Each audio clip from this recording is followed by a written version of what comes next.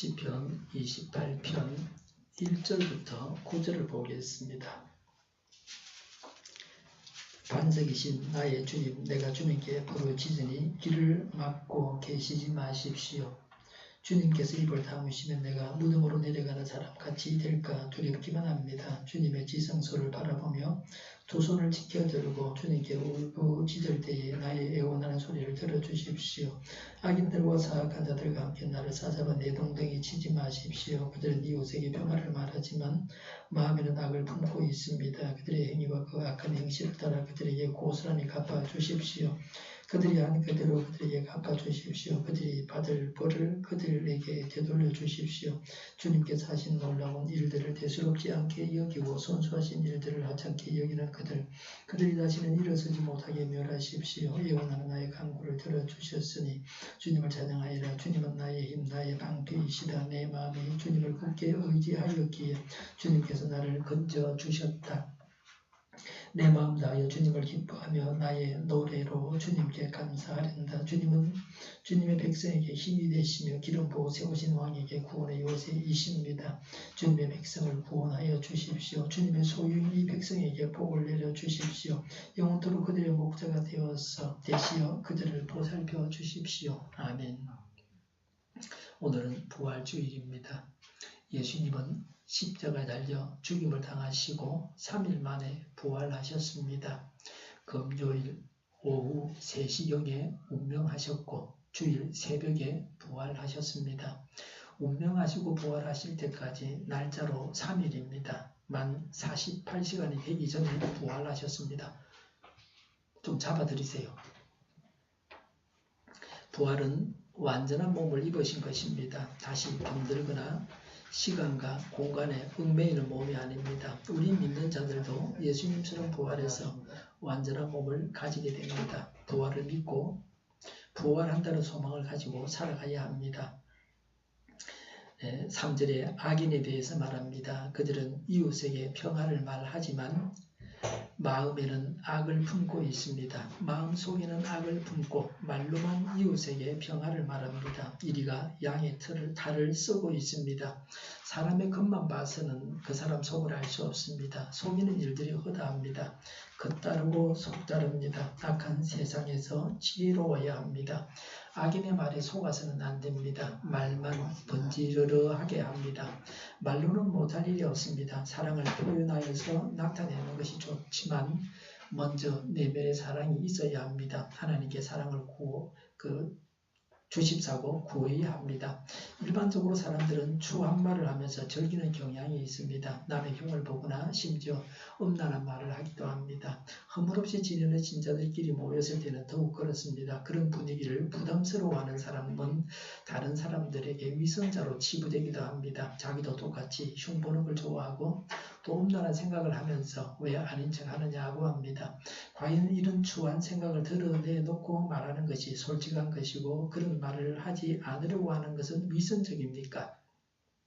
그러면 사람이 솔직하게 살기 위해서 추한 생각이 들 때는 추한 말을 해야 합니까? 추한 마음이 있으면서도 추한 말을 하지 않는 것은 위선입니까? 그렇지 않습니다. 마음에 있는 악한 생각을 그대로 말하는 것은 솔직할지는 몰라도 옳지는 않습니다. 인터넷에 떠돌아다니는 많은 것들이 자료들이 있습니다. 좋은 것은 남에게 전하고 나쁜 것은 버리면 됩니다. 분별할 수 있어야 되죠.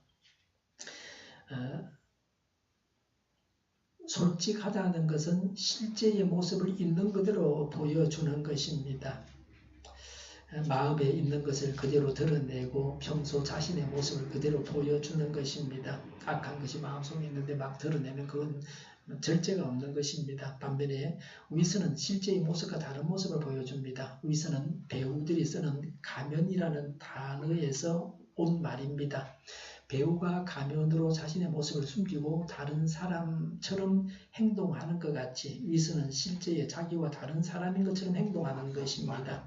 그렇다면 솔직함과 위선은 정반대가 됩니다. 솔직함은 위선적이지 않고 위선적이면 솔직하지 않습니다. 그런데 우리에게는 마음이 표현되는 두 가지 모습이 있습니다. 그냥 들으면 됩니다. 하나는 절제고 다른 하나는 무절제입니다.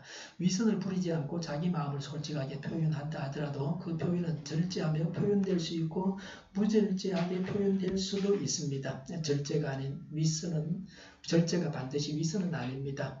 솔직함, 위선, 절제, 무절제가 있는데 이 네 가지는 세 가지의 모습으로 나타납니다. 첫 번째는 솔직하면서 무절제한 경우가 있고, 두 번째는 솔직하고 절제하는 경우가 있고, 세 번째는 위선적인 경우입니다. 위선은 거짓이기 때문에 절제와 무절제의 차이에 별다른 의미가 없습니다. 위선은 절제와는 다릅니다. 솔직하고 무절제한 것은 있는 그대로 다 보여주는 것입니다. 분명히 위선과는 다릅니다. 그러면 솔직하고 절제하는 것과 위선적인 것은 서로 다릅니까? 솔직하면서 절제하는 경우는 결코 악한 마음이 있다는 사실 자체를 부인하지는 않습니다. 예를 들어서 많은 사람이 어떤 사람을 비난할 때 자기도 그 사람을 싫어하면 결코 그 사람을 사랑하는 체 하지는 않습니다. 그러나 자신도 연약한 사람으로서 그 사람을 향한 나쁜 감정이 있다는 것을 인정을 합니다. 그러나 그 사람을 비난하지는 않습니다. 남을 비난하는 행동을 절제하는 것입니다. 이것은 자신의 마음이 그렇지 않은 채 하는 위선이 아닙니다. 다만 그 악한 마음이 행동으로 나오지 않도록 절제하는 것입니다.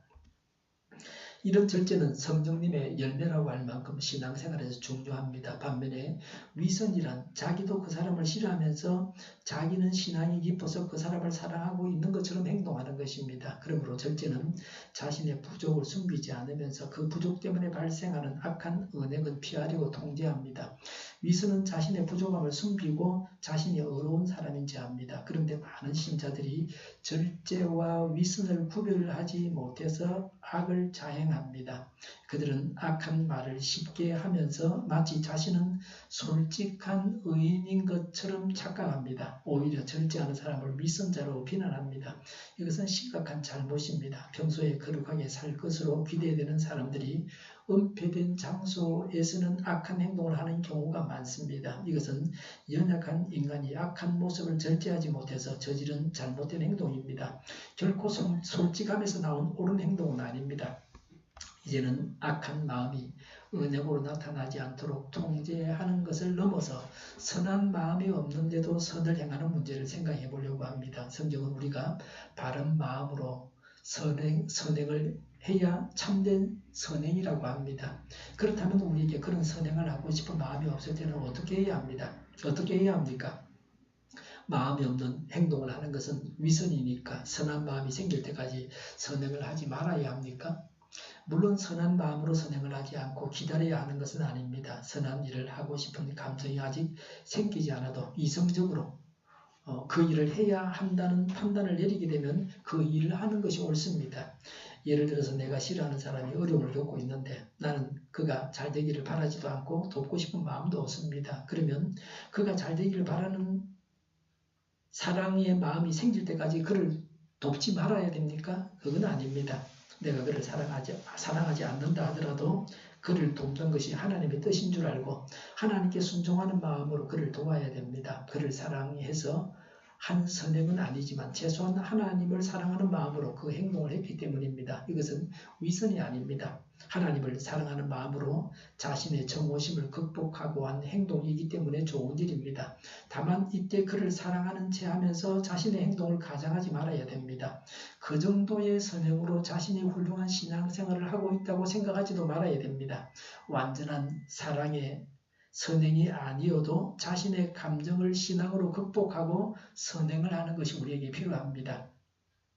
거기에는 세 가지 유익이 있습니다. 첫째는 그 행동 자체가 하나님을 사랑하는 것입니다. 둘째는 그것이 실제로 이웃에게 유익합니다. 셋째, 그런 행동이 사랑을 자라게 합니다. 마음이 없어도 하나님이 원하심으로 하나님을 생각하며 행동하다 보면 우리에게 참된 사랑의 마음이 생겨나게 됩니다. 내 감정보다 하나님 말씀을 우선적으로 여겨서 따르는 것입니다. 반대로 마음이 없다고 행동하지 않다 보면은 그나마 조금 있던 사랑도 식게 됩니다. 마음은 더욱 삭막해집니다. 이런 모습을 내용이 형식보다 중요하지만 형식이 내용을 지켜주기도 한다는 말로 표현할 수 있습니다. 우리는 위선자가 되어서는 안 됩니다. 그러나 위선자가 되지 않는 것과 절제도 하지 않는 것은 서로 다릅니다. 우리는 자신의 약함과 추함을 숨기고 선한 채 하지 말아야 합니다. 그러면서 동시에 추한 마음을 절제하고 추한 언행을 삼가야 합니다. 악한 마음을 극복하고 선행을 해야 됩니다. 그렇게 해서 하나님께서 그렇게 해서 우리는 하나님께 영광을 돌릴 수 있고 아울러 우리의 신앙도 성장할 수 있습니다. 4절에 그들의 행위와 그 악한 행실을 따라 그들에게 고스란히 갚아 주십시오. 그들이 한 그대로 그들에게 갚아 주십시오. 그들이 받을 벌을 그들에게 되돌려 주십시오 라고 했습니다. 악인이 악행을 한 대로 그대로 갚아서 벌을 되돌려 주십사고 간구합니다. 하나님은 정의로우셔서 악에 대해서 마땅히 벌을 내리십니다. 5절에 주님께서 하신 놀라운 일들을 대수롭지 않게 여기고 선수하신 일들을 하찮게 여기는 그들이라 그랬습니다. 악인은 하나님께서 하신 놀라운 일들을 대수롭지 않게 여깁니다. 하찮게 여깁니다. 하나님 자신까지도 하찮게 여깁니다. 하나님이 하신 일은 물론이고 하나님까지 그렇게 하찮게 여깁니다. 하나님께서 하늘과 땅을 만드시고 사람을 만드시고 사람을 구원하셨습니다. 하나님께서 행하신 이런 일들을 가소평가합니다. 아마도 자신에 대해서는 과대평가할 것입니다. 교만한 자입니다. 5절에 그들이 다시는 일어서지 못하게 멸하십시오라고 했습니다. 이런 악인이 완전히 멸망해서 재기하지 못하게 해주십사고 구합니다. 악인은 망해야 됩니다. 그래야 사회와 국가가 삽니다. 악인의 번성은 재앙입니다. 1절에 반석이신 나의 주님 그랬습니다. 다윗은 하나님이 반석이라고 했습니다. 반석 위에 집을 지으면 튼튼합니다. 반석 위에 서 있어야 안전합니다. 반석이신 하나님은 믿을 만한 하나님이라는 뜻입니다. 1절에 내가 주님께 부르짖으니 길을 막고 계시지 마십시오라고 했습니다. 하나님께 부르짖는다고 했습니다. 믿음을 가지고 부르짖는 기도입니다. 기도한다는 것이 믿음이 있다는 것입니다. 기도하지 않으니까 믿음이 없는 것입니다. 하나님께서 길을 막지 마시고 간구를 들어주십사고 구합니다. 기도를 위해서도 기도해야 합니다. 2절에 주님의 지성소를 바라보며 두 손을 지켜들고 주님께 울부짖을 때에 나의 애원하는 소리를 들어주십시오 그랬습니다. 하나님께 울부짖습니다. 애원하는 기도를 드렸습니다. 이런 기도를 들어주십사고 했습니다. 1절에 주님께서 입을 다무시면 내가 무덤으로 내려가는 사람같이 될까 두렵기만 합니다 라고 했습니다. 하나님께서 기도에 응답하지 아니하시면 죽는 사람같이 될까 두렵다고 했습니다. 하나님의 기도 응답으로 살아가고 있습니다. 3절에 악인들과 사악한 자들과 함께 나를 싸잡아 내동댕이 치지 마십시오라고 했습니다. 하나님께서 나를 악인들과 함께 내동댕이 치지 말아 주십사고 구합니다. 9절에 주님의 백성을 구원하여 주십시오라고 했습니다. 구원은 현세에서는 문제 해결입니다. 영원한 천국에 들어가는 것이 구원입니다. 예수님이 구원자이십니다. 예수님으로 인해서 죄를 용서받고 의인되어서 영원한 천국에 들어갑니다. 모든 사람이 구원받아야 됩니다. 우리는 하나님께 구원해 주십사고 간구해야 합니다. 구체적으로 기도하는 것이 좋습니다. 어디가 아프니 낫게 해주십사고 간구해야 합니다. 그러면 하나님께서 지혜를 주셔가지고 음식을 먹어서 나을 수도 있고 운동을 해서 낫기도 하고 목욕을 해서 낫기도 하고 약을 먹고 낫기도 합니다. 생활 습관을 바꿔서 낫기도 하고 또 건강하게 살아가기도 하십니다. 생활 습관은 매우 중요합니다. 반복되기 때문에 그렇습니다. 기존에 하던 대로만 해서는 안 됩니다. 잘못된 것은 바로 잡아야 됩니다. 과일은 식전이나 식간에 먹어야 됩니다. 식후에 먹으면 안 됩니다. 과일은 물 다음으로 빨리 소화가 됩니다. 위를 빨리 통과합니다. 그런데 식사를 하고 과일을 먹으면 먼저 먹은 음식이 소화될 때까지 기다려야 되는 겁니다. 위 속에서. 과일을 먼저 먹으면 먹는 동안 과일은 소화되어서 위를 통과합니다. 건강을 해치는 술, 담배는 무조건 끊어야 됩니다. 병원에 가서 약을 먹고 낫기도 하고 그냥 기도만 해서 낫기도 하십니다. 하나님의 인도하심은 때때로 다릅니다. 성경에도 그렇게 말씀하고 있습니다. 하나님께서 인도하시는 대로 해야 합니다. 9절에 주님의 소유인 이 백성에게 복을 내려 주십시오라고 했습니다. 하나님의 백성에게 복을 주십사고 구합니다. 개인적으로 복을 받고 국가적으로 복을 받고 교회적으로 복을 받아야 됩니다. 복이 무엇인지 알아야 됩니다. 돈이 많은 것도 복입니다. 건강한 것도 복입니다. 자녀들이 잘 되고 효도하는 것도 복입니다. 권세를 얻는 것도 복입니다. 그런데 가장 중요한 복은 영원한 하나님의 나라에서 누리는 영광을 얻는 것입니다. 예수님의 보좌 좌편과 우편에 앉는 자가 복된 사람입니다. 그런데 예수님은 그 자리는 아버지 하나님께서 정한 자가 앉게 된다고 하셨습니다. 적어도 우리는 복이 뭔가 하는 걸 알아야 됩니다. 이 세상에서 누리는 좋은 것만 복은 아닙니다. 오히려 이 세상에서 누리는 것은 진짜 복은 아니라고 할 수 있습니다. 성경에는 예수님 때문에 박해를 받고 선교하는 자가 진정한 복을 받는 자라고 했습니다. 그런 자들이 하늘나라에서 영광을 누리기 때문에 그렇습니다. 하늘나라는 영원한 나라입니다. 신앙이 있는 자, 하나님을 믿는 자, 성경을 하나님 말씀으로 받아들이는 자들은 제가 하는 이 말을 이해할 수 있을 것입니다. 수학 능력이 없으면 들어도 배울 수가 없습니다. 9절에 영원토록 그들의 목자가 되시어 그들을 보살펴 주십시오라고 했습니다. 양들은 목자가 돌봐줘야 됩니다. 목자가 양들을 돌보지 않으면 양들은 야수들에게 잡아먹힙니다. 풀을 뜯어먹고 물을 마시는 것도 목자가 인도해 줘야만 가능한 것입니다. 풀밭으로 또 강가로 데리고 와서 먹이고 마시게 해야 합니다. 풀과 물이 있는 곳으로 목자가 양을 이끌고 가야만 먹고 마실 수가 있습니다. 사람이 강하기도 하지만 약하기도 합니다. 인생을 한 번 삽니다. 두 번, 세 번 사는 것이 아닙니다. 그래서 늘 새로운 길을 가고 있습니다. 남의 경험을 아는 것도 매우 중요합니다. 이끌어주는 자, 멘토가 필요합니다. 목자가 양을 돌보듯이 하나님께서 돌보아 주시면 다윗같이 왕이 되고 자손 제대로 왕노릇합니다. 베드로는 글자를 모르는 어부였습니다. 예수님을 만나서 수제자가 되고 예수님과 함께 베드로의 이름도 전해지고 있습니다. 베드로는 예수님을 만나서 출세했습니다. 한 주간 동안도 우리 각자를 하나님께서 목자가 되셔서 돌봐 주시기 바랍니다. 그래서 만사 형통하는 복, 다시 말해서 설렘의 복을 받아서 누리시기 바랍니다. 하나님의 돌보심은 모든 위험을 막아주십니다. 모든 필요를 채워주십니다. 부끄러움을 당하지 않게 하십니다. 6절에 애원하는 나의 간구를 들어주셨으니 주님을 찬양하여라고 했습니다. 하나님께서 기도에 응답을 하셨다고 하나님을 찬양했습니다. 간구하면서 하나님께서 응답하심을 확신했습니다. 믿음으로 기도해야 합니다. 그냥 한번 해보는 기도, 불신하면서 하는 기도는 응답을 받지 못합니다. 믿는 것이 쉬운 일이 아닙니다. 잘 믿어지지 않는 것이 현실입니다. 믿으려고 해도 믿어지지 않습니다. 인간이 생각과 머리로만 따지면 더 믿기 어렵습니다. 믿음을 주십사고 기도해야 합니다. 하나님께서 믿음을 주셔야 믿어지는 것입니다. 믿음은 하나님의 영역입니다. 믿음으로 구원을 받습니다. 믿음은 하나님이 주십니다. 그래서 구원은 전적으로 하나님이 하시는 것입니다. 하나님을 믿는다고 하는 것, 하나님이 믿어지는 것이 하나님께서 주신 은총을 받은 증표입니다. 확실하게 믿어지는 복이 우리 모두에게 있기를 바랍니다. 7절에 주님은 나의 힘, 8절에 주님은 주님의 백성에게 힘이 되시며 라고 했습니다. 하나님은 나의 힘이십니다. 육체의 힘이 있어야 무거운 물건을 들 수 있습니다. 힘이 있어야 일을 할 수 있습니다. 스포츠를 할 때에도 힘이 필요합니다. 운동을 해서 근육을 키워서 힘이 있게 해야 합니다. 스마트폰을 얼마나 잘 다루느냐, 컴퓨터를 얼마나 다루느냐 하는 것도 사실은 오늘을 살아가는 데 굉장한 힘이 됩니다. 사회적인 힘도 있습니다. 사회적인 힘을 권세라고 할 수 있습니다.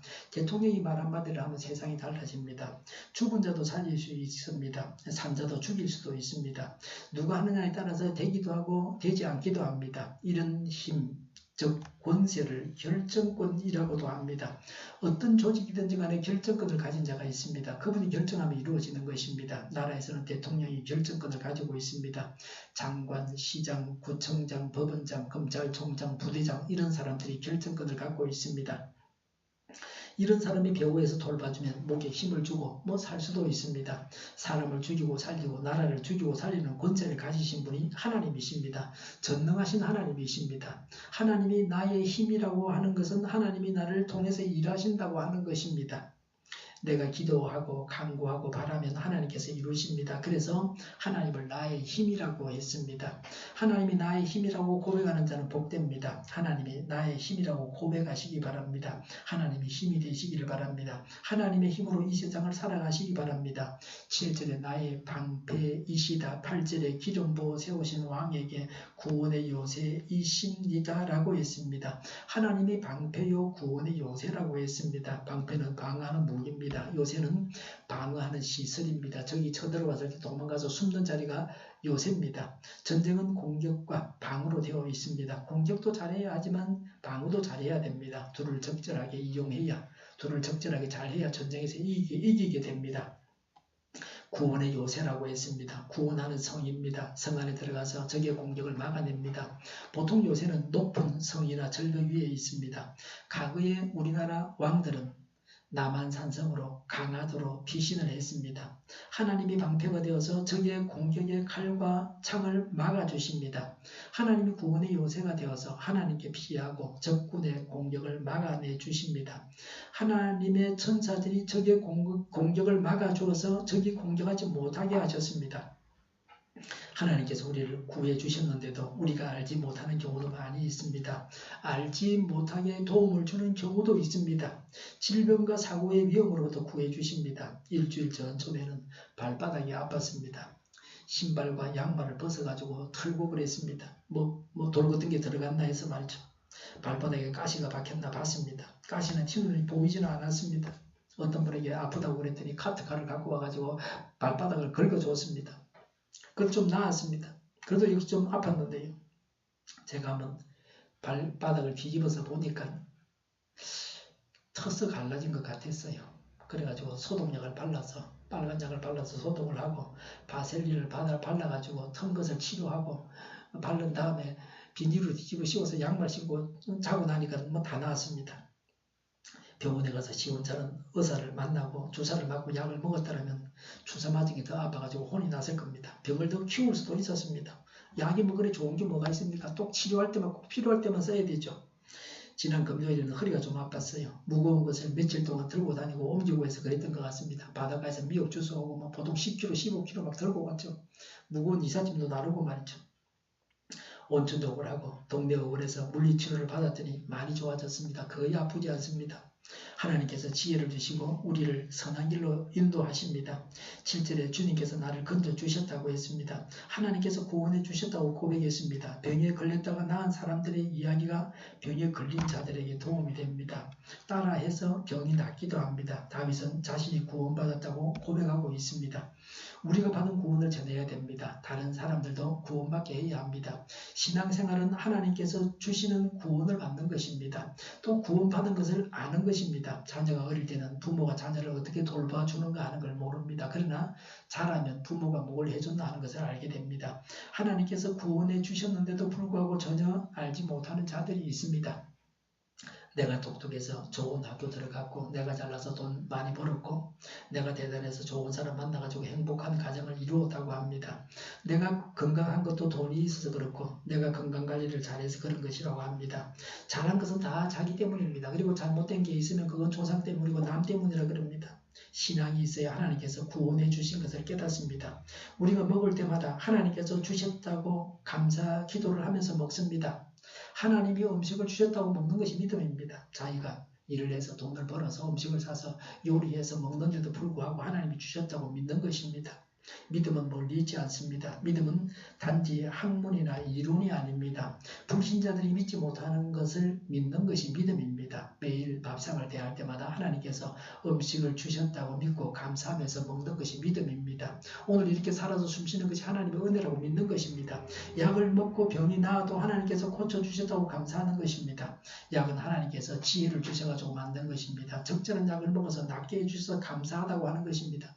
요새 병원에 가면요, 의사들이 자꾸 약을 주려고 해요. 필요 없는 약도 막 주고요. 먹어서는 안 되는 약까지도 막 주니까 약을 먹어서 병이 생기기도 합니다. 적절하게 먹어야 돼요. 약이 무조건 병을 고치는 게 아니고 약이 사람을 죽이기도 합니다. 조심해야 돼요. 의사는 돈을 벌어야 되기 때문에 약을 자꾸 처방해 줘야 되거든요. 제가 허리에 물리치료하고 나니까 또 주사도 맞고 그랬는데 주사는 안 맞다지 심하지 않으니까 침만 조금 맞았어요. 좋은 일만 감사하는 것이 아니라 불행한 일을 두고서도 감사합니다. 모든 일에 감사합니다. 이것이 믿음입니다. 범사에 감사하는 것이 하나님의 뜻대로 살아가는 것입니다. 7절에 내 마음이 주님을 굳게 의지하였기에 라고 했습니다. 하나님께서 왜 건져주셨는지를 말하고 있습니다. 내가 하나님을 굳게 의지했기에 하나님이 나를 구원하셨다고 했습니다. 어디서나 하나님의 기적이 나타나지 않습니다. 사람들이 믿을 때에 기적이 나타납니다. 예수님은 고향에서는 많은 기적을 행하지 못하셨다고 성경에 기록하고 있습니다. 사람들이 예수님을 믿지 않았습니다. 그걸 예수님이 의아하게 여기셨습니다. 예수님을 믿지 않는다. 그래서 하나님의 기적이 나타나지 않는 겁니다. 믿는 만큼 하나님의 기적이 나타납니다. 하나님의 능력은 똑같이 전능한데 사람이 믿느냐 안 믿느냐에 따라서 기적이 나타나기도 하고 안 나타나기도 합니다. 비가 올 때에 물을 받아뒀다가 가뭄 때 사용해야 합니다. 비를 그냥 다 흘려버리면 안 됩니다. 홍수가 나기도 하고 그러죠. 물을 담을 저수지를 만드는 것은 매우 중요합니다. 저수지의 용량만큼 비가 많이 올 때는 물을 채울 수가 있습니다. 하나님의 기적은 믿음의 분량만큼 일어납니다. 작은 믿음이 있는 자에게는 작은 기적이 일어납니다. 큰 믿음이 있는 자에게는 큰 기적이 일어납니다. 하나님을 굳게 믿고 하나님의 크신 기적을 경험하시기 바랍니다. 안 된다고 하는 사람에게는 될 일이 없습니다. 아무 일도 그러지 못하고 인생을 마감할 것입니다. 그러나 하나님을 굳게 믿으면 하나님께서 크신 구원을 허락하십니다. 한 주간 동안 하나님을 굳게 의지해서 하나님의 큰 구원을 경험하는 복을 누리시기를 바랍니다. 응답받았을 때에, 기도가 응답받았을 때의 기쁨을 잊지 말아야 합니다. 믿음으로 우리가 구해야 할 바가 무엇입니까? 믿음이 없으니 구하지 못하는 것입니다. 내 힘으로도 살아가는 것은 물론이거니와 기도해서 하나님 힘까지 의지해서 하나님의 힘으로 승리하며 큰 일을 해내야 합니다. 7절에 내 마음 다하여 주님을 기뻐하며 그랬습니다. 하나님을 기뻐합니다. 예수님을 내 마음에 영접해서 삼위 하나님이 내 속에 계십니다. 하나님이 내 안에 계셔서 그래서 기뻐하는 것입니다. 갈라디아서 5장의 성령님의 열매 중에 희락, 기쁨이 이것입니다. 하나님으로 인해서 항상 기뻐합니다. 세상 사람들은 좋은 일이 있을 때만 기뻐하죠. 돈을 벌었든지 병이 나았든지 권세를 얻었든지 이런 일로 기뻐합니다. 그러나 하나님을 믿는 자는 항상 기뻐합니다. 이 세상에서 천국 생활을 하다가 영원한 하나님의 나라에서 영원히 행복하게 삽니다. 이 세상에서 천국을 경험한 자가 죽어서 영원한 천국에 들어가는 것입니다. 하나님을 기뻐하고 그래서 지금도 천국을 이루시길 바랍니다.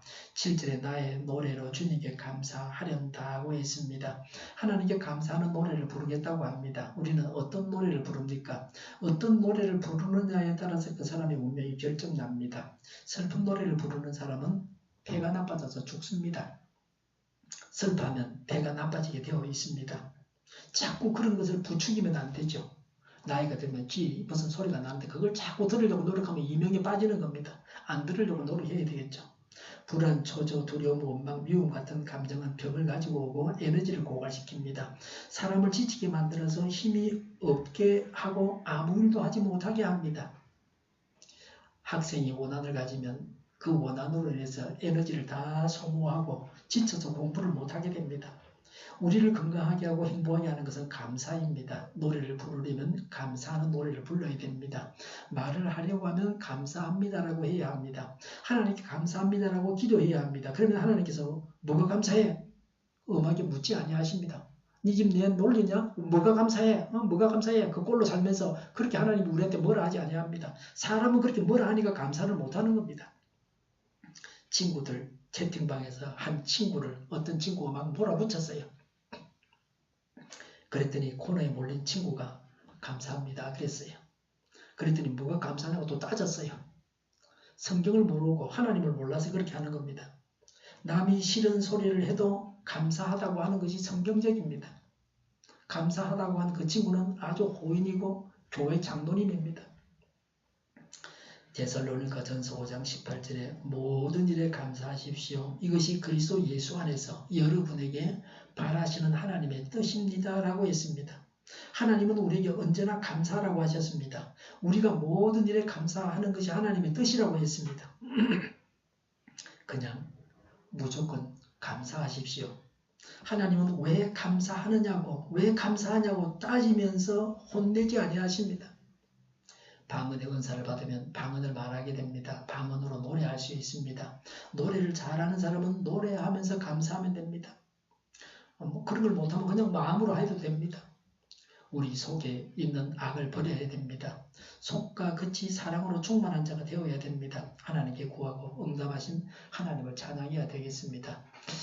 악을 버리고 사랑으로 충만하고 간구하고 응답받고 또 하나님을 찬양해야 되겠습니다. 기도하겠습니다.